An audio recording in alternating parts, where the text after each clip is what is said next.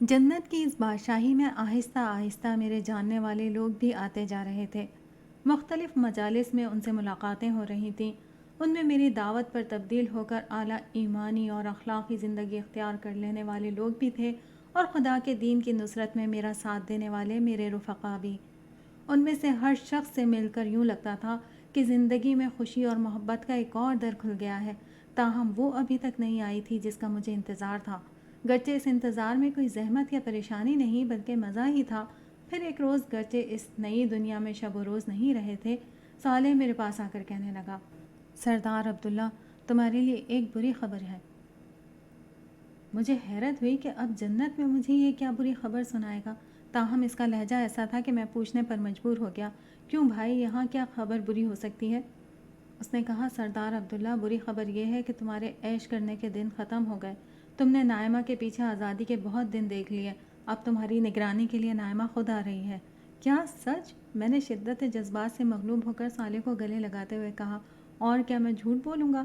پھر میرے سر کو سہلاتے ہوئے بولا، مجھے چھوڑ دو، میں نے نائمہ کے آنے کی خوشخبری دی ہے، میں خود نائمہ نہیں ہوں۔ تم ہو بھی نہیں سکتے، میں نے اسے چھوڑتے ہوئے کہا، لیکن یہ بتاؤ کہ اتنی اچھی خبر تم مجھے دھمکی کے انداز میں کیوں سنا رہے ہو؟ ویسے تمہیں نائمہ سے اگر یہی توقع ہے تو مجھے یقین ہے کہ تمہیں بہت مایوسی ہوگی۔ خیر چھوڑو ان باتوں کو، میں نائمہ کے آنے پر اسے ایک بہترین تحفہ دینا چاہتا ہوں۔ کہنے لگا، کیا تحفہ دینا چاہتے ہو؟ میں نے کہا، ایک بہترین گھر۔ صالح بولا، بھائی، تمہارے پاس تمہارا گھر ہے اور اس کے پاس اس کا اپنا گھر ہوگا۔ اب اس نئی دنیا میں خاندانی نظام تو ہوگا نہیں کہ گھر دینا تمہاری ذمہ داری ہو، نہ اسے تمہارے بچوں کو گھر بیٹھ کر پالنا ہے، پھر ایک نیا گھر کیوں بناتے ہو؟ میں نے کہا، مجھے معلوم ہے کہ ہر جنتی کی اپنی رہائش اور اپنی سلطنت ہوگی، لیکن میری خواہش ہے کہ اپنی پسند سے نائمہ کے لیے گھر بناؤں جو میری سلطنت میں ہو، اور پھر اس گھر کا نائمہ کو گفٹ کروں۔ جانتے نہیں اللہ تعالیٰ نے اسراف کرنے والوں کو شیطان کے بھائی کہا ہے۔ وہ اس وقت تک مجھے تنگ کرنے کے موڈ میں تھا۔ جنت میں شیطان نہیں آ سکتا، مگر اس کے بعد شاگرد ضرور موجود ہیں جو میاں بیوی میں محبت پیدا کرنے کے بجائے دوری پیدا کرتے ہیں۔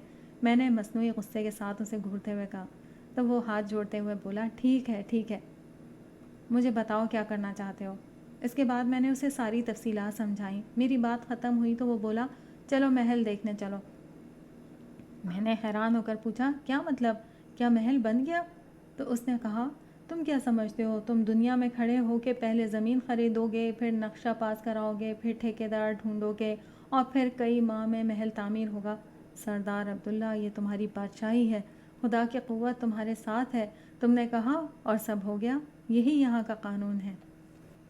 ہم وسیع و عریض سمندر کے سینے پر سفر کر رہے تھے۔ صالح اور میں سمندری جہاز جیسی کسی چیز میں سوار تھے۔ سفر کا یہ طریقہ صالح کے کہنے پر ہی اختیار کیا گیا تھا۔ بقول اس کے، جنت میں جتنا خوشگوار منزل پر پہنچنا ہوتا ہے، اتنا ہی مزیدار وہاں تک پہنچنے کا راستہ ہوتا ہے۔ اس کی بات ٹھیک تھی۔ مجھے دنیا کی زندگی میں سمندری سفر کبھی پسند نہیں آیا تھا، مگر اس سفر کی بات ہی کچھ اور تھی۔ یہ جہاز ایک تیرتا ہوا محل تھا جس کے عرصے پر ہم دونوں کھڑے تھے۔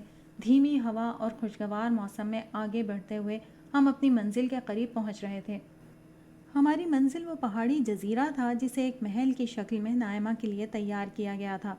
یہ محل بالکل ویسا ہی تھا جیسا میں صالح کو بتا رہا تھا، بیچ سمندر میں ایک بہت بڑا جزیرہ جہاں سرسبز پہاڑ، دریا، ندیاں، آبشاریں، سمندر کے ساتھ چلنے والی پہاڑی راستے، گھاس کے بڑے میدان، اور ان سب کے درمیان ایک گھر جس کا فرش شفاف ہیرے کا بنا ہوا، ایسا فرش جو ہیرے کی طرح چمکدار اور شیشے کی طرح شفاف ہو، اتنا شفاف کہ اس کے نیچے بنے حوضوں میں بہتا پانی اور ان میں تیرتی رنگ برنگی مچھلیاں صاف نظر آئیں، جس کی دیواریں شفاف چاندی کی بنی ہوئی ہوں، جن سے باہر کا ہر منظر نظر آئے، اور جس کی بلند و بالا چھت سونے کی ہو، اور چھت پر موتی، جواہرات اور قیمتی پتھر جڑے ہوں۔ یہ محل کئی منزل بلند ہو، اتنا بلند کہ ارد گرد کے پہاڑوں سے بھی بلند ہو جائے، جس کی ہر منزل سے فطرت اور صناعی کا ایک نیا زاویہ نظر آئے۔ یہاں آ کر جو کچھ میں نے سامنے دیکھا وہ میرے بیان اور اندازے سے بھی زیادہ حسین تھا۔ اس کا سبب شاید یہ تھا کہ میرے الفاظ ان نعمتوں کو بیان کرنے کے لیے بہت کم تھے جو مجھے حاصل تھیں۔ میں نے تو ایک عمومی نقشہ یا خیال بیان کیا تھا، مگر اس نقشے میں ڈیزائن، رنگ و روپ، روشنی اور آرائش اور دیگر مواد کی جو رنگ آمیزی ہوئی تھی وہ میرے بیان اور تصورات دونوں سے کہیں زیادہ تھی۔ صالح نے میری بات کو اصول میں سمجھا تھا اور اس کے بعد وہ محل بنوا دیا جو حسن اور تعمیر کا ایک ایسا شاہکار تھا جو تصور سے زیادہ دل فریب تھا۔ یہ محل اتنا بڑا تھا کہ اسے پورا دیکھنے کے لیے بھی بہت وقت درکار تھا۔ میں نے صالح سے کہا، میرا اطمینان ہو گیا، ایسا ہے کہ ابھی چلتے ہیں، نائمہ آئے گی تو اس کے ساتھ۔ میرا جملہ یہیں تک پہنچا تھا کہ موسیقی اور نغمگی سے بھرپور ایک آواز آئی، مگر میں تو یہاں آ چکی ہوں۔ میں نے پیچھے مڑ کر دیکھا تو بس دیکھتا ہی رہ گیا۔ یہ نائمہ تھی اور نائمہ نہیں بھی تھی۔ حشر کے دن میں نے نائمہ کو نوجوان اور بہت خوبصورت دیکھا تھا، مگر یہاں میرے سامنے جو لڑکی کھڑی تھی اس کی کیفیت کو بیان کرنے کے لیے حسن، خوبصورتی، نوجوانی، شباب، روپ، کشش جیسے الفاظ کوئی حیثیت نہیں رکھتے تھے۔ میں ابھی اسی کیفیت میں تھا کہ صالح کی آواز آئی، آپ سے ملیے، آپ سردار عبداللہ ہیں، یہ نائمہ ہیں، اور یہ مجھے معلوم ہے کہ آپ کو ایک دوسرے سے مل کر بہت خوشی ہوئی ہے۔ میں نے صالح کی طرف دیکھتے ہوئے کہا، تم نے مجھے بتایا کیوں نہیں کہ نائمہ پہلے سے یہاں ہوگی؟ تو نائمہ نے کہا، انہیں میں نے منع کیا تھا، میں آپ کو سرپرائز دینا چاہتی تھی۔ یہ بھی آپ کو سرپرائز دینا چاہتے تھے، دیکھا آپ نے، آپ کے لیے کتنا غیر معمولی گھر بنوایا ہے انہوں نے۔ نائمہ نے کہا، ہاں میں نے دیکھ لیا، مجھے تو اپنی آنکھوں پر یقین ہی نہیں آتا۔ اور مجھے اپنی آنکھوں پر یقین نہیں آ رہا، میں نے نائمہ کو دیکھتے ہوئے کہا۔ پھر صالح کو مخاطب کرتے ہوئے کہا، آپ کی بیگم تو ہے نہیں، آپ رخصت ہونے کو کیا لیں گے؟ اس نے ہنستے ہوئے جواب دیا، میں دنیا میں ہمیشہ تمہارے ساتھ رہا تھا اور آج بھی یہ چاہتا ہوں کہ تمہارے ساتھ رہوں، مگر بھائی اس وقت آپ نظر نہیں آیا کرتے تھے۔ وہ شرارتی انداز میں بولا، اب یہ بھی ممکن ہے کہ میں غائب رہ کر بھی یہاں موجود رہوں۔ یہ کہتے ہی وہ ہماری نظروں سے غائب ہو گیا تھا اور پھر اس کی آواز آئی، ایسے ٹھیک ہے؟ میں نے کہا، نہیں، ایسے نہیں چلے گا۔ صالح دوبارہ ظاہر ہو گیا۔ نائمہ نے اسے دیکھ کر اطمینان کا سانس لیا اور بولی، آپ وعدہ کریں کہ جب بھی آئیں گے انسانوں کی طرح سامنے آئیں گے اور جائیں گے تو انسانوں کی طرح جائیں گے۔ اچھا بھائی اچھا، اس نے سر ہلا کر جواب دیا، مگر اس کی آنکھوں میں بدستور شرارت چمک رہی تھی۔ وہ بڑی معصومیت سے بولا، مسئلہ یہ ہے کہ میں انسان تو ہوں نہیں، پھر انسانوں والے ضابطے مجھ پر کیسے اپلائی ہو سکتے ہیں؟ سوچ لو، میری پہنچ تمہارے سردار تک ہے، میری ایک شکایت پر وہ تمہیں واقعی انسان بنا سکتے ہیں۔ میں نے مسکرا کر کہا تو وہ لہجے میں اداسی لاتے ہوئے بولا، یار دھمکیاں کیوں دیتے ہو؟ میں وعدہ کرتا ہوں کہ میں آؤں گا اور جاؤں گا تو اجازت لے لیا کروں گا، اور اگر تم کہو تو میں ابھی چلا جاتا ہوں۔ یہ کہہ کر وہ پیٹھ پھیر کر مڑا، 2-4 قدم چلا، پھر گھوم کر نائمہ سے بولا، گرچہ میرے جانے سے کوئی فرق نہیں پڑتا کیونکہ تم دونوں کے بچے یہاں آ چکے ہیں اور ان کا فیصلہ ہے کہ ہم اپنی ماں کی شادی خود کریں گے، اس کے بعد ہی تم عبداللہ کے گھر آ سکتی ہو۔ صالح نے بالکل صحیح کہا، لیلا اندر آتے ہوئے زور سے بولی اور تیر کی طرح بھاگ کر میرے پاس آ گئی۔ اس کے پیچھے ہی انور، جمشید، عالیہ اور عارفہ بھی تھے۔ ان کو دیکھ کر میری خوشی کئی گنا بڑھ گئی۔ میں نے سب کو اپنے گلے لگا کر پیار کیا۔ ملنے ملانے سے فارغ ہوئے تو نائمہ نے قدر غصے کے ساتھ ان سے کہا، یہ کیا بچپنے والی بات تم لوگ کر رہے ہو کہ ہماری شادی دوبارہ ہوگی؟ عالیہ نے کہا، امی پچھلی دنیا میں ہم میں سے کوئی بھی آپ کی شادی میں موجود نہیں تھا، اس لیے ہم سب بہن بھائیوں کی متفقہ رائے ہے کہ ہم آپ لوگوں کی شادی بڑے دھوم دھام سے کریں گے۔ ہم آپ کو خود دلہن بنا کر رخصت کریں گے اور اس وقت تک آپ کا ابو سے پردہ ہوگا۔ انور نے مداخلت کرتے ہوئے کہا، پردے والی بات تو بڑی سخت ہے، بس اتنی شرط لگا دو کہ تنہائی میں نہیں ملیں گے۔ اس مہربانی کا بہت بہت شکریہ، یہ بتا دو کہ شادی کب ہوگی؟ میں نے بے بسی سے کہا۔ جب تیاریاں ہو جائیں گی، عارفہ نے بڑی سنجیدگی سے کہا۔ اور کیا تیاریاں ہوں گی؟ میں نے دریافت کیا تو اس نے کہا، جگہ تو یہی ٹھیک ہے، بس کپڑے زیورات وغیرہ کا انتظام کرنا ہے، اور مجھے بھی اپنے ذرا اچھے کپڑے بنوانے ہیں، ابو جیسے۔ مجھے تو ابو کے کپڑے دیکھنے کے بعد اپنے کپڑے اچھے ہی نہیں لگ رہے۔ جمشید نے بھی مطالبات میں اپنا حصہ ڈالا۔ اچھا یہ سب تیاریاں ہو گئیں تو شادی ہو جائے گی؟ میں نے پوچھا تو سب نے مل کر کہا، کیوں نہیں؟ میں نے کہا، چلو پھر ابھی ہی چلو، میں تمہیں جنت کے سب سے بڑے شاپنگ کے علاقے میں لے چلتا ہوں۔ ویسے تو تم لوگ وہاں گھس بھی نہیں سکتے، لیکن میری طرف سے جو دل چاہے آج شاپنگ کر لو۔ اس پر سارے بچوں نے خوشی کا ایک نعرہ لگایا، پھر ہم شاپنگ کے لیے روانہ ہو گئے۔ یہ ایک اور الف لیلوی جگہ تھی۔ میں اس سے پہلے صالح کے ساتھ یہاں کئی دفعہ آ چکا تھا، مگر ہر دفعہ یہاں نت نئی چیزیں موجود ہوا کرتی تھیں۔ اس جگہ کے لیے شاپنگ سینٹر یا بازار جیسی اصطلاحات قطعاً غیر مناسب تھیں، یہ سینکڑوں میل تک پھیلا ہوا ایک علاقہ تھا جو رنگ و نور کے سیلاب سے روشن تھا۔ یہاں رات کا وقت ہی طاری رہا کرتا تھا۔ کھانے پینے، پہننے اور برتنے کی یہاں اتنی اشیاء تھیں کہ ان کی تعداد تو دور کی بات ہے، ان کی مختلف اقسام اور ورائٹی ہی کروڑوں کی تعداد میں تھی۔ ہر جگہ یہاں فرشتے تعینات تھے۔ لوگ ڈسپلے سے چیزیں پسند کر لیتے اور پھر فرشتوں کو نوٹ کرا دیتے، جس کے بعد یہ چیزیں لوگوں کے گھروں میں پہنچا دی جاتی۔ فرشتے ہر شخص کا ریکارڈ چیک کر کے اس کے بارے میں سب کچھ جان لیتے۔ اس بازار کے 2 حصے تھے۔ ایک حصے میں عام جنتی خریداری کر سکتے تھے، دوسرا حصہ خواص کے لیے مخصوص تھا۔ عام لوگ یہاں جا تو سکتے تھے، مگر یہاں خریداری کی اجازت صرف اعلیٰ درجے کے جنتیوں کو تھی۔ یہ سب پہلی دفعہ یہاں آئے تھے۔ میں پہلے انہیں عوام والے حصے میں لے کر گیا۔ یہ لوگ اس کو دیکھ کر ہی خوشی سے پاگل ہو گئے۔ اس کے بعد انہوں نے جو دل چاہا خریدنا شروع کر دیا۔ البتہ نائمہ سارے وقت میرے ساتھ ہی رہی۔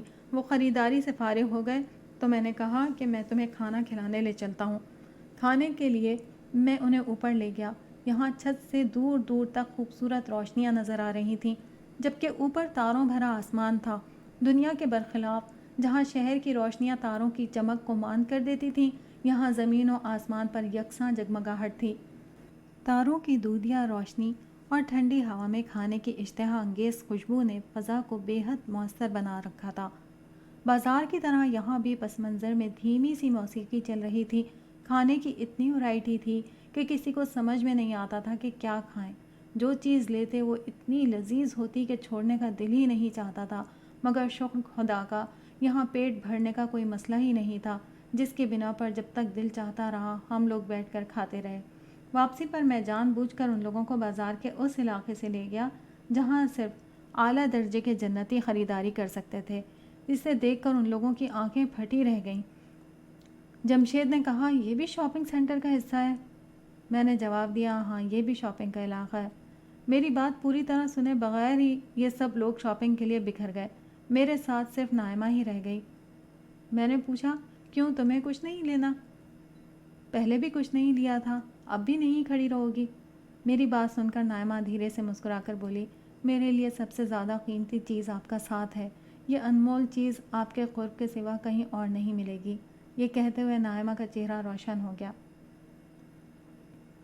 ہم دونوں ایک جگہ ٹھہر کر خواب و خیال سے زیادہ حسین اس جگہ اور اس کے ماحول کو انجوائے کرنے لگے۔ وسیع و عریض رقبے پر پھیلا ہوا یہ بازار اپنے اندر ہر قسم کی دکانیں لیے ہوئے تھا۔ ملبوسات، فیشن، جوتے، آرائش، تحائف اور نہ جانے کتنی ہی دیگر چیزوں کی دکانیں یہاں تھیں۔ ہر دکان اتنی بڑی تھی کہ کئی گھنٹوں میں بھی نہیں دیکھی جا سکتی تھی۔ دنیا کا بڑے سے بڑا شاپنگ سینٹر بھی یہاں ان دکانوں کے سامنے کچھ نہ تھا۔ لیکن یہاں کی اصل کشش یہ دکانیں نہیں بلکہ وہ مسحور کن ماحول تھا جو ہر سو چھایا ہوا تھا۔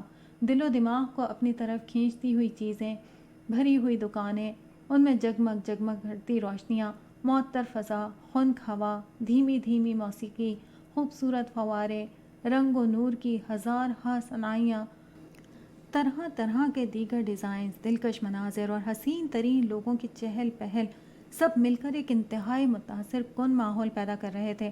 یہاں کا ماحول آنے والوں کے دیکھنے، سننے، سونگھنے اور دوسری ہر اس قوت پر جس سے اس کا ذہن تاثر قبول کرتا ہے، اس طرح حملہ کر رہا تھا کہ اسے گنگ کر دیتا۔ دوسروں کے لیے یہ جگہ خریداری کی جگہ تھی، جبکہ میرے لیے یہ ذوق جمال کی تسکین کا ایک اعلیٰ ذریعہ تھی۔ مگر اس وقت نائمہ کے قرب نے یہاں کے ہر رنگ کو میری نظر میں پھیکا کر دیا تھا۔ لیکن ہماری تنہائی کے لمحات بہت مختصر رہے، کیونکہ تھوڑی ہی دیر میں لیلا لوٹ آئی اور کہنے لگی، ابو وہ جو ہیروں کا تاج ہے مجھ پر کیسا لگے گا؟ بہت پیارا لگے گا، میں نے کہا۔ مگر ابو یہ لوگ کہہ رہے ہیں کہ آپ اسے خرید نہیں سکتی۔ اچھا، میں نے اتنا ہی کہا تھا کہ باقی لوگ بھی منہ لٹکائے لوٹ آئے۔ انور نے کہا، ابو چلیں، یہاں زیادہ اچھی چیزیں نہیں ہیں۔ دوسرے الفاظ میں انگور کھٹے ہیں، نائمہ نے ہنستے ہوئے کہا۔ نہیں، یہ انگور اتنے کھٹے بھی نہیں ہیں، چلو میرے ساتھ چلو۔ میں ان سب کو لے کر اس جگہ گیا جہاں فرشتہ موجود تھا۔ میں نے اس سے کہا، میرا نام عبداللہ ہے، یہ میرے بیوی بچے ہیں، انہیں جو چاہیے آپ دے دیجئے۔ فرشتے نے مسکراتے ہوئے کہا، سردار عبداللہ، میں معذرت چاہتا ہوں، آپ کو خود آنے کی زحمت کرنی پڑی، انہیں جو چاہیے یہ لوگ لے سکتے ہیں۔ ان سب کا چہرہ خوشی سے دمک اٹھا اور یہ لوگ ایک دفعہ پھر خریداری مشن پر نکل کھڑے ہوئے۔ دربار کا آغاز ہونے والا تھا۔ اہل جنت کے عوام و خواص درباری و مقربین، انبیاء و صدیقین، شہداء و صالحین سب اپنی اپنی جگہوں پر آ کر بیٹھ رہے تھے۔ دربار سے قبل اللہ تعالیٰ کی طرف سے ایک خصوصی دعوت کا اہتمام تھا۔ یہ دعوت ابھی تک ہونے والی سب سے بڑی دعوت تھی، جس میں حضرت آدم علیہ السلام سے لے کر قیامت تک کے تمام اہل جنت جمع تھے۔ 5 جلیل القدر رسولوں کو اللہ تعالیٰ کی طرف سے اس دعوت کی میزبانی کی ذمہ داری سونپی گئی تھی۔ نوح علیہ السلام، ابراہیم علیہ السلام، موسیٰ علیہ السلام، عیسیٰ علیہ السلام اور محمد صلی اللہ علیہ وآلہ وسلم اس تقریب کے میزبان تھے۔ یہ دعوت ایک بہت بلند پہاڑ کے دامن میں منعقد ہوئی تھی۔ یہ بہت وسیع اور کشادہ میدان تھا جو ایک باغ کی شکل میں پھیلا ہوا تھا۔ یہاں سے دور دور تک پھیلا سرسبز و شاداب علاقہ آنکھوں کو ٹھنڈک دے رہا تھا۔ اس میدان کے بیچ بیچ میں دریا بہہ رہے تھے۔ اس دعوت کا پورا انتظام عرب کی روایات اور عجم کی شان و شوکت کے لحاظ سے ترتیب دیا گیا تھا۔ اسی لیے نشستیں شاہی تخت کی شکل میں تھیں، جن پر ہیرے اور موتی جڑے ہوئے تھے۔ زمین پر دور دور تک دبیز قالین اور غالیچے بچھے ہوئے تھے۔ غلمانوں کی ایک بڑی تعداد ہاتھوں میں شراب کی جگ لیے پھر رہے تھے۔ اہل جنت کو جس قسم کی شراب کی طلب ہوتی وہ نظر اٹھاتے اور یہ غلمان لمحے بھر میں حاضر ہو کر ان کی خواہش کے مطابق جام بھر دیتے۔ یہ شراب کیا تھی؟ شفاف مشروب تھا جس میں لذت، سرور اور ذائقہ تو بے پناہ تھا، مگر نشے کی خرابیاں یعنی بدبو، درد سر، عقل کی خرابی وغیرہ کچھ نہیں تھی۔ ساتھ میں مختلف قسم کے پرندوں اور دیگر جانوروں کے گوشت سے تیار کیے گئے لذیذ کھانے سونے اور چاندی کی رکابیوں میں مسلسل پیش کیے جا رہے تھے۔ درختوں کی ڈالیاں پھلوں سے لدی تھیں اور جب کسی پھل کا جی چاہتا وہ ڈالی جھک جاتی اور لوگ اس پھل کو توڑ لیتے۔ زرق برق لباس پہنے حسین و جمیل نوجوان، مرد اور عورتیں ہر سمت نظر آ رہے تھے۔ ان کے چہرے روشن، آنکھیں چمکدار، لبوں پر قہقہے اور مسکراہٹیں تھیں۔ یہ منظر دیکھ کر مجھے دنیا کی محفلیں یاد آ گئیں جہاں خواتین میک اپ کا تام جھام کیے خدا کی حدود کو پامال کرتی اور اپنی زینت اور نسوانیت کی نمائش کرتی محفلوں میں شریک ہوا کرتی تھیں۔ مرد اپنی نگاہوں کو جھکانے کے بجائے اس نمائش سے اپنا حصہ وصول کرتے تھے۔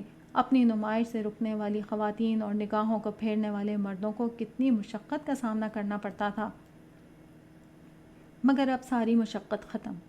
میں نے دل میں سوچا، یہ محفل حسین ترین خواتین سے بھری ہوئی تھی جن کے لباس اور زیورات اپنی خوبصورتی میں بے مثل اور ہر نظر کو خیرہ کرنے کے لیے بہت تھے، مگر اللہ تعالیٰ نے انسانوں کے قلوب اس طرح پاکیزہ کر دیے تھے کہ نگاہوں میں آلودگی اور دلوں میں خیانت کا تصور بھی نہیں رہا تھا۔ ہر مرد اور ہر عورت خوبصورتی مگر پاکیزگی کے احساس میں زندہ تھا۔ اب اپنی زینت کے اخفاء کا کوئی حکم تھا اور نہ نگاہوں کو پھیرنے کی کوئی پابندی تھی۔ کتنی تھوڑی تھی وہ مشقت اور کتنا زیادہ ہے یہ بدلہ۔ میرے ساتھ میرے گھر والے اور دور و نزدیک کے احباب کا حلقہ تھا۔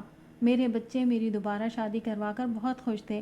اسی موقع پر جمشید اور امورہ کی رضامندی سے ان کی شادی کر دی گئی اور وہ بھی ہمارے خاندان کا حصہ بن چکی تھی۔ زندگی خوشیوں اور سرشاریوں کی شاہراہ پر ہموار طریقے سے رواں دواں تھی۔ میرے دل میں بس ایک بے نام سا احساس تھا، وہ یہ کہ میرے سارے محبت کرنے والے لوگ میرے ساتھ آ چکے تھے، سوائے میرے استاد فرحان احمد صاحب کے۔ ایک موہم سی امید تھی کہ شاید میں دربار میں ان سے مل سکوں۔ دعوت کے اختتام پر لوگ دربار میں اپنی اپنی متعین نشستوں پر آ کر بیٹھنا شروع ہو گئے۔ عرش الہی کے بالکل قریب مقربین بیٹھے ہوئے تھے۔ ان میں انبیاء، صدیقین اور شہداء اور صالحین کی ایک بڑی تعداد شامل تھی، جبکہ باقی اہل جنت ان کے پیچھے بیٹھے ہوئے تھے۔ اس نشست کی سب سے خاص بات یہ تھی کہ آج پہلی دفعہ لوگوں نے دیدار الہی کی اس نعمت سے فیضیاب ہونا تھا جو اہل جنت کا سب سے بڑا اعزاز تھا۔ نبی کریم صلی اللہ علیہ وسلم نے خبر دی تھی کہ جس طرح دنیا میں 14ویں کے چاند کا دیدار کیا جاتا ہے، اسی طرح جنت میں دیدار الہی ہوگا۔ اس لیے لوگوں میں بے پناہ جوش و خروش تھا۔ اس کے علاوہ آج ہی کے دن لوگوں کو ان کے اعزاز و مناقب رسمی طور پر عطا کیے جانے تھے، چنانچہ ہر شخص دربار کے آغاز کا منتظر تھا۔ لوگ اپنی اپنی نشستوں پر براجمان ہو چکے تھے، ہر زبان پر تسبیح اور تمہید، ہر دل میں تکبیر و تحلیل اور ہر نگاہ میں حمد و تشکر کے احساسات تھے۔ لوگ بار بار یہ بات کہہ رہے تھے کہ یہ سب اللہ کا احسان ہے کہ اس نے ہماری رہنمائی کر دی، وگرنہ ہم کبھی اس جنت تک نہیں پہنچ سکتے تھے۔ دربار کے آغاز پر فرشتوں نے اللہ کی تسبیح و تمجید کی۔ اس کے بعد داؤد علیہ السلام تشریف لائے اور اپنی پرسوز آواز میں ایک حمدیہ گیت اس طرح گایا کہ سما بن گیا۔ اس کے بعد حاملین عرش نے اعلان کیا کہ پروردگار عالم اپنے بندوں سے گفتگو فرمائیں گے۔ کچھ ہی دیر میں اللہ تعالیٰ نے انتہائی محبت اور نرمی کے ساتھ اپنے بندوں سے گفتگو فرمانا شروع کی۔ اس گفتگو میں اللہ تعالیٰ نے اپنے بندوں کی بڑی تحسین فرمائی جو اپنی محنت، جد و جہد اور صبر سے اس مقام تک پہنچے تھے۔ بندوں سے پوچھا گیا کہ کیا وہ اس صلے پر راضی ہیں جو ان کی محنت کے عوض انہیں ملا ہے؟ سب نے یک زبان ہو کر جواب دیا کہ ہم نے اپنی توقعات سے بڑھ کر بدلہ پایا ہے اور وہ کچھ پایا ہے جو کسی اور مخلوق کو نہیں ملا۔ ہم کیوں تجھ سے راضی نہ ہوں؟ اس پر ارشاد ہوا، اب میں تمہیں وہ دے رہا ہوں جو ہر چیز سے بڑھ کر ہے، میں تمہیں اپنی رضا سے نوازتا ہوں۔ اس کے ساتھ ہی فضا اللہ تعالیٰ کی کبریائی کے نعروں سے گونج اٹھی۔ پھر مناقب و اعزاز کا سلسلہ شروع ہوا۔ یہ ایک بہت طویل عمل تھا، لیکن یہاں ان گنت نعمتیں مسلسل مہیا کی جا رہی تھیں جن کے بنا پر لوگ اطمینان کے ساتھ بیٹھے ہوئے تھے۔ دیگر لوگوں کی طرح میرے گھر والے بھی میرے ساتھ ہی اگلے نشستوں پر بیٹھے تھے۔ میں یہ سب کچھ دیکھ رہا تھا اور دل میں سوچ رہا تھا کہ دنیا کی کتنی کم مشقت اٹھا کر آج کتنا بڑا صلہ انسانیت کو مل گیا۔ لیکن مجھے خیال آیا کہ انسانیت کی اکثریت تو اس امتحان میں ناکام ہی ہو گئی۔ پھر مجھے اپنے استاد فرحان صاحب کا خیال آیا، وہ آج بھی مجھے نہیں مل سکے تھے، حالانکہ میرا خیال یہ تھا کہ وہ آج کے دن تو کہیں نہ کہیں مل ہی جائیں گے۔ میں نے سوچا کہ صالح سے دریافت کروں، وہ یہاں میرے ساتھ موجود نہیں تھا، لیکن اسی وقت میں میرے پاس آ کھڑا ہوا۔ اسے دیکھ کر میں نے کہا، مجھے خیال تھا کہ میں دربار میں کسی موقع پر اپنے استاد کو دیکھ سکوں گا، مگر وہ مجھے نہیں مل سکے، میرے استاد کا کچھ معلوم ہوا؟ اس نے کہا، نہیں، فردوس کی اس بستی میں ابھی تک کسی جگہ میں ان کو تلاش نہیں کر سکا۔ میرا خیال ہے کہ اب تم بھی ان کے بارے میں سوچنا چھوڑ دو۔ بظاہر خدا اپنا فیصلہ کر چکا ہے، دنیا کی کوئی طاقت اب اس فیصلے کو نہیں بدل سکتی۔ خدا کا عدل بہرحال نافذ ہو کر رہتا ہے۔ اور اس کی رحمت؟ میں نے پوچھا تو اس نے کہا، تم اچھی طرح جانتے ہو کہ خدا کی رحمت اور عدل ہر چیز اصول پر مبنی ہوتی ہے، کسی کی خواہش سے یہاں کچھ بھی تبدیل نہیں ہو سکتا۔ میں نے کہا، مگر فردوس کی یہ دنیا تو ممکنات کی دنیا ہے، یہاں سب کچھ ممکن ہے۔ صالح جھلا کر بولا، یار تم کیوں بحث کر رہے ہو؟ فیصلہ ہو گیا ہے۔ ویسے تم خود پروردگار سے بات کیوں نہیں کرتے؟ تمہاری بات تو بہت سنی جاتی ہے۔ میں تو تمہیں عرش تک لے جانے آیا ہوں، چلو اس وقت کا پہیہ الٹا گھمانے کی درخواست کرو۔ خبر نہیں صالح نے غصے میں آ کر مجھ پر طنز کیا تھا یا واقعاً مجھے مشورہ دیا تھا، تاہم میں اس کی بات پر عمل کرنے کی حماقت کرنے کے لیے تیار نہیں تھا۔ البتہ اس کی یہ بات ٹھیک تھی کہ مجھے بلایا جا رہا ہے۔ کچھ ہی دیر میں میرا نام پکارا گیا۔ میں جو ابھی تک اطمینان سے بیٹھا تھا، لرزتے دل کے ساتھ کھڑا ہو گیا۔ میں دھیرے دھیرے قدموں سے چلتا ہوا اس ہستی کے حضور پیش ہو گیا جس کے احسانوں کے بوجھ تلے میرا رواں رواں دبا ہوا تھا۔ قریب پہنچ کر میں سجدے میں گر گیا۔ کچھ دیر بعد صدا آئی، اٹھو۔ میں دھیرے دھیرے اٹھا اور جھکی نظر کے ساتھ ہاتھ باندھ کر کھڑا ہو گیا۔ اللہ تعالیٰ نے بہت نرمی اور ملائمت کے ساتھ دریافت کیا، عبداللہ، آج کے دن میرے لیے کیا لائے ہو؟ میں یہاں لینے آیا تھا، کچھ دینے کے لیے نہیں، اس لیے یہ سوال قطعاً غیر متوقع تھا، تاہم جو میرے پاس تھا وہ میں نے کہہ دیا۔ مالک، جو اچھا عمل میں نے کیا وہ در حقیقت تیری ہی توفیق سے تھا، اسے تو میں پیش نہیں کر سکتا۔ رہی اپنی ذات تو میرے پاس تیری اعلیٰ ترین ہستی کے حضور پیش کرنے کے لیے بہت ساری ندامت اور بے انتہا عجز کے سوا کچھ نہیں۔ جواب ملا، اچھا کیا کہ ندامت اور عاجزی لے آئے، یہ چیزیں میرے پاس نہیں ہوتیں، میں انہیں تمہارے نام سے اپنے پاس رکھ لوں گا۔ اب بولو کیا مانگتے ہو؟ عرض کیا، عطا اور رضا دونوں مل گئی ہیں، میرا ظرف اتنا چھوٹا ہے کہ اس کے بعد مانگنے کے لیے کچھ نہیں بچتا، لیکن آپ جو بھلائی اور بھیک عطا فرمائیں گے میں اس کا محتاج ہوں۔ قریب موجود حاملین عرش میں سے ایک فرشتے کو اشارہ ہوا، اس نے میرے اعزاز و مناقب بیان کرنا شروع کر دیے۔ یہ تو مجھے معلوم تھا کہ میں اس نئی دنیا کی حکمران اور ایلیٹ کلاس کا حصہ ہوں، مگر یہاں جو کچھ دیا گیا وہ میری حیثیت، توقعات اور اوقات سے بہت زیادہ تھا۔ فرشتہ بول رہا تھا اور میں شرم سے سر جھکا کر یہ سوچ رہا تھا کہ پروردگار عالم کی کریم ہستی مجھ گناہگار کے ساتھ ایسی ہے تو نیکوکاروں کے ساتھ کیسی ہوگی۔ فرشتہ خاموش ہوا تو مجھے مخاطب کر کے کہا گیا، عبداللہ، گناہگار تو سب ہوتے ہیں، مگر رجوع اور توبہ کرنے والوں کو میں گناہگار نہیں لکھتا، اور تم نے تو مجھ سے اور میری اس ملاقات سے بندوں کو متعارف کرانے کے لیے زندگی لگا دی تھی، تمہیں تو میں نے وفادار لکھا ہے۔ لمحہ بھر کی خاموشی کے بعد کہا گیا، مجھے معلوم ہے جو کچھ ابھی تم صالح سے کہہ رہے تھے، میں وہ بھی جانتا ہوں جو تم حشر میں اپنے نامہ اعمال کی پیشی کے وقت سوچ رہے تھے۔ تم یہی سوچ رہے تھے نا کہ کاش ایک موقع اور مل جائے، کاش کسی طرح گزرا ہوا وقت پھر لوٹ آئے تاکہ میں ایک ایک شخص کو جھنجھوڑ کر اس دن کے بارے میں خبردار کر سکوں۔ عبداللہ، میں تمہاری تڑپ سے بھی واقف ہوں اور اپنی ذات سے وابستہ تمہاری امیدوں سے بھی۔ یہ بھی تم نے ٹھیک سمجھا کہ بے شک میں بے نیاز ہوں، اور یہ بھی کہ میں صاحب جمال و کمال اور جلال والا ہوں۔ میں یہ بھی جانتا ہوں کہ تمہارا کل اثاثہ یہی ہے کہ تمہاری پہنچ میرے قدموں تک ہے، میرے لیے تمہاری بھی اہمیت ہے اور تمہاری اس بات کی بھی۔ لیکن خاموشی کا پھر ایک وقفہ آیا، اور میں لرزتے دل کے ساتھ سوچ رہا تھا کہ میرے رب سے نہ زبان سے نکلنے والا الفاظ پوشیدہ رہتے ہیں اور نہ دل میں آنے والے خیالات اس کے علم سے باہر رہ سکتے ہیں۔ بے اختیار میری زبان سے نکلا، میرے رب تو پاک ہے۔ مجھے معلوم تھا کہ تم اپنی دلی تمنا کے اظہار کے لیے یہی پیرائے بیان اختیار کرو گے۔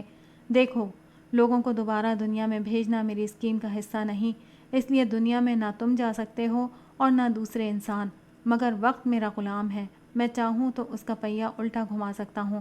پھر ایک فرشتے کو اشارہ ہوا، وہ ہاتھوں میں چاندی کے اوراق کا ایک پلندہ لے کر میرے قریب آیا۔ میں نے دیکھا تو پہلے ورق پر سونے کے تاروں سے لکھا ہوا تھا، جب زندگی شروع ہوگی۔ صدا آئی، عبداللہ، یہ تمہاری روداد ہے، اس نئی دنیا میں جو تمہارے ساتھ ہوا، اس کا کچھ حصہ اس میں محفوظ کر دیا گیا ہے۔ تمہاری خاطر اب تمہاری اس داستان کو وقت کی کھڑکی سے دوبارہ پچھلی دنیا میں بھیجا جا رہا ہے۔ اس بات کا انتظام کیا جائے گا کہ یہ روداد انسانوں تک پہنچا دی جائے۔ میں اپنے بندوں اور بندیوں کے دلوں میں ڈال دوں گا، وہ تمہاری اس داستان کو اپنے ہر چاہنے والے تک پہنچا دیں گے، ہر اس شخص تک جسے وہ آخرت کی رسوائی سے بچا کر جنت کی منزل تک پہنچانے کے خواہش مند ہوں گے۔ عجب نہیں کہ کوئی خوش بخت اس پیغام کو پڑھ کر اپنے عمل کو بدل دے، عجب نہیں کہ کسی کی زندگی بدل جائے، عجب نہیں کہ کسی کا مستقبل بدل جائے۔ میں لوگوں کو تمہاری درخواست پر ایک موقع اور دینا چاہتا ہوں، ابدی خسارے سے پہلے، ابدی ہلاکت سے پہلے۔ میں بے اختیار اللہ اکبر کہتا ہوا سجدے میں گر گیا۔ اللہ اکبر، اللہ اکبر۔ مؤذن نے ابھی یہ الفاظ ادا ہی کیے تھے کہ عبداللہ ایک جھٹکے کے ساتھ اللہ اکبر کہتا ہوا بیدار ہو گیا۔ وہ خالی خالی نظروں سے ارد گرد دیکھ رہا تھا۔ کچھ دیر تک وہ نہیں سمجھ سکا کہ وہ کہاں ہے۔ وہ تو اللہ تعالیٰ کے سامنے کھڑا تھا۔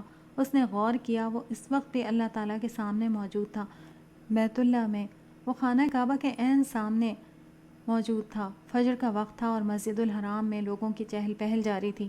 تو کیا میں نے خواب دیکھا تھا؟ عبداللہ نے خود سے سوال کیا۔ مگر وہ تو بالکل حقیقت تھی، وہ حشر کا دن تھا، وہ جنت کی محفل اور خدا کے سامنے میری حاضری۔ اگر وہ حقیقت تھی تو پھر یہ کیا ہے؟ اور اگر یہ حقیقت ہے تو پھر وہ حقیقت سے زیادہ یقینی چیز کیا تھی؟ وہ خواب تھا یا یہ خواب ہے؟ وہ مسلسل بڑبڑائے جا رہا تھا۔ ایسا نہ ہو کہ اچانک ایک روز آنکھ کھلے اور مجھے معلوم ہو کہ جو کچھ دنیا میں دیکھا تھا خواب تو دراصل وہ تھا اور حقیقت آخرت کی زندگی تھی۔ آسمان سے نور اتر رہا تھا، سفید جگمگاتی ہوئی روشنیوں سے حرم کی فضا دودھیا ہو رہی تھی۔ آسمان تاریک تھا، مگر اس جگہ دن کی روشنی سے زیادہ چہل پہل تھی۔ یہ حرم مکہ تھا، اہل ایمان کا کعبہ، اہل دل کا مرکز اور اہل محبت کا قبلہ۔ خدا کے بندے اور بندیاں، ہر نسل، ہر قوم کے لوگ یہاں جمع تھے، خدا کی حمد، تسبیح اور تعریف کرتے ہوئے۔ آج حرم پاک میں عبداللہ کی آخری شب تھی، مگر یہ آخری شب عبداللہ کی زندگی کی سب سے قیمتی شب بن چکی تھی۔ عبداللہ کچھ دیر قبل حیرانی کی جس کیفیت میں تھا، اب اس سے باہر آ چکا تھا۔ اس نے حرم کو دیکھا اور پھر ارد گرد نظر ڈالی۔ حرم سے باہر ہر طرف بلند و بالا عمارات کا منظر تھا۔ یہ دیکھ کر اس پر ایک دوسری کیفیت طاری ہو گئی۔ اس کی آنکھوں سے آنسو بہنے لگے، اس کا دل مالک ذوالجلال کے حضور سراپا التجا بن گیا۔ مالک، قیامت کا حادثہ سر پر آ کھڑا ہوا ہے، ننگے پاؤں بکریاں چرانے والے اونچی اونچی عمارتیں بنا رہے ہیں۔ تیرے محبوب رسول صلی اللہ علیہ وسلم کی پیشگوئی پوری ہو چکی ہے، اب مجھے تیرے بندوں تک تیرا پیغام پہنچانا ہے، قیامت سے قبل انہیں قیامت کے حادثے سے خبردار کرنا ہے مجھے لوگوں کو جھنجھوڑنا ہے۔ آج دنیا کی محبت فکر آخرت پر غالب آ چکی ہے۔